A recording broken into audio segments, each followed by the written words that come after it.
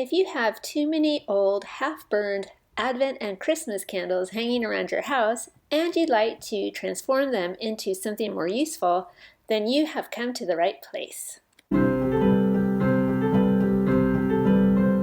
Hi, and welcome to our channel. I'm Jennifer, and this is Kate, and this is part 3 of our Catholic Declutter series. In parts 1 and 2, we talked about what you can do with the old Catholic books, magazines, and religious articles that you're done with, how to find them good homes. Today, in part 3, we wanted to talk about what to do with partially used Catholic items, specifically Advent candles.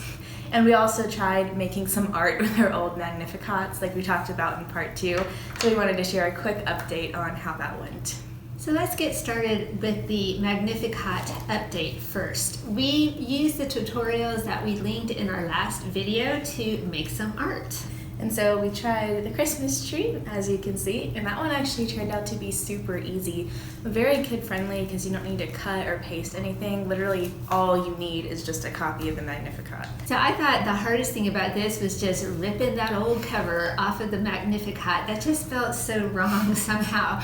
But once I got past that, I thought this was very relaxing. You just fold the pages. You can do it while you watch TV. It's very easy. We watched an episode of The Chosen season 2 while we were doing this.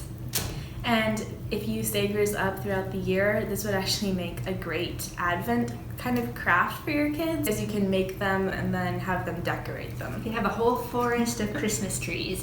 Okay, so then we tried making the flower with the Magnificat, and that turned out really well too. It was a little trickier.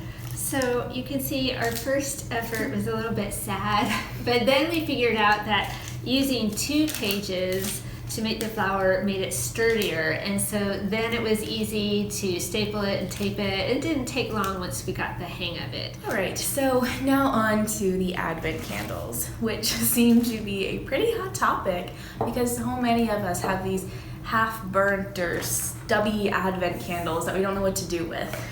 Every year I always think I'm going to reuse the ones that are still decent size, but nobody at our house is really excited to see the old stubby ones come back out. There's something nice about starting Advent with a fresh set of candles each year. So what do you do with them? Well, we did some research, and seemingly like always, there's lots of things you can do with these candles. And if you have blessed ones, those should probably just be burned in the normal way or buried. Our candles are not blessed, so we are going to have some fun trying out some different suggestions. We saw an article online by Bob Vila from This Old House, and he had a whole bunch of different ideas for what to do with your old candles. The first one was to have a candle handy at all times. In case you have a drawer that's squeaky or gets stuck, you can put wax on the runners and that will solve your problem. In a similar way, you can also wax a snow shovel to keep the snow from sticking to the metal. You can even use a candle as temporary window caulking in the winter. If you have windows with cold air blowing in, evidently the wax will seal that right up for you. And you can also make fire starters with old dryer lint and the melted candles. These would make a great gift for Father's Day if your family likes to camp, or if you have a fire pit. No adult supervision is required, and we'll have the instructions linked below. Another fun idea we saw is to take your recipe cards from the kitchen, and if they are not laminated, you can use a candle and put the wax on them to make them waterproof. And that really does seem to put a nice layer on it. Yeah? Yeah, I feel that. And we're going to try pink here. Oh yeah, pink goes on clear. And it does use up some of the wax, so there you go, another idea. So we're sewers here, so we were also pretty intrigued by the kind of strange idea of using a candle as a pincushion, which is kind of beneficial because the wax does help the pin slide through the material better.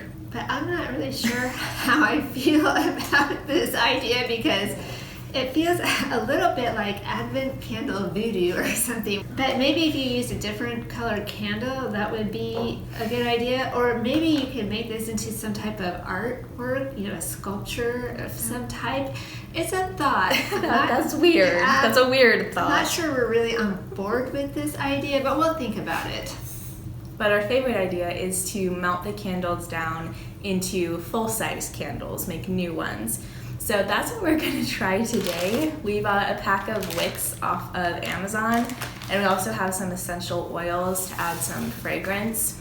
And then we've been saving up old jars from jellies, hot chocolates, etc. to use. But you could also use silicone ice cube trays or molds, which we'd like to try, but we're gonna start with the glass jars because that's what we have. So we are going to take you into the kitchen now so you can make candles with us, and we will see how we do. All right, so here we are in the kitchen. We have our candles. We have hot glued the wicks to the bottom of the jar. So we've got our pots and our old candles that are going into the fire. We'll probably do purple first since we have a lot of purple. And we have our essential oils to add some scent to the candles. We're starting with our little stubby candles. They fit into the pot really nicely. And then for the longer ones, I'm going to cut them. Right, not something to let your kids do on their own. Okay. All right, we just have our candles over low heat right now, and it does look like they're starting to burn a little, not burn, but melt a little bit. They're moving around.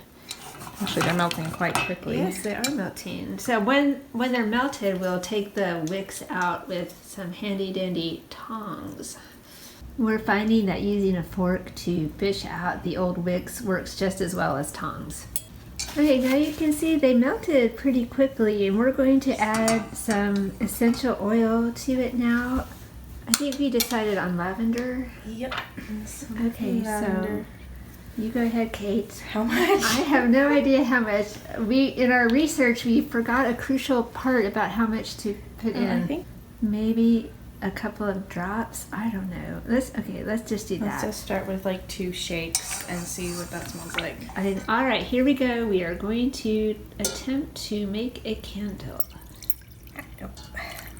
Technical difficulties here. Our wicks came undone. Eat them apart. Okay, so this didn't really turn out quite like we thought. Yeah, we're obviously novice candle makers here, so we're having some wick issues, but we'll see how it turns out. Okay, for this one, we're trying something a little different. We're putting a little bit of wax in the bottom just to secure the wick first. That does seem to be working a lot better, so we have learned something here. So that was an interesting experiment. I don't think we're going to make it as pioneer ladies making our own candles. No. I only burned myself once.